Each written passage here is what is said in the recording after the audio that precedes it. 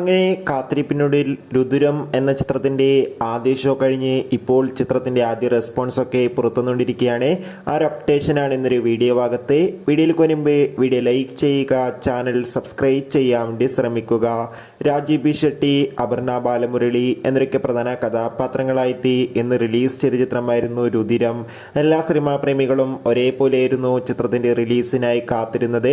Finally ഇപ്പോൾ ചിത്രത്തിൻ്റെ ആദ്യ ഷോ കേരളത്തിലെ വിവിധ തിയേറ്ററുകളിൽ അവസാനിക്കുമ്പോൾ ചിത്രത്തിന് അതിഗംഭീരമായ പോസിറ്റീവ് റെസ്പോൺസാണ് ലഭിച്ചിട്ടുള്ളത്. ചിത്രം മികച്ചൊരു ആക്ഷൻ ത്രില്ലറാണെന്നും ചിത്രത്തിൽ നമുക്ക് രാജീവ് ബി ഷെട്ടിയുടെയും അപർണ ബാലമുരളിയുടെയും നല്ല മികച്ച അഭിനയം തന്നെ കാണാൻ വേണ്ടി സാധിക്കുന്നുണ്ടെന്ന് റിപ്പോർട്ടുകൾ സൂചിപ്പിക്കുകയാണ്.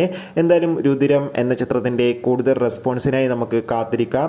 ചിത്രം കാണുന്നവരുടെ അഭിപ്രായം കമൻറ്റ് ചെയ്യുക. ഡിസംബർ മാസം ഇനിയും ധാരാളം ചിത്രങ്ങൾ അങ്ങോട്ട് OTT റിലീസ് ചെയ്യാൻ പോവുകയാണ്.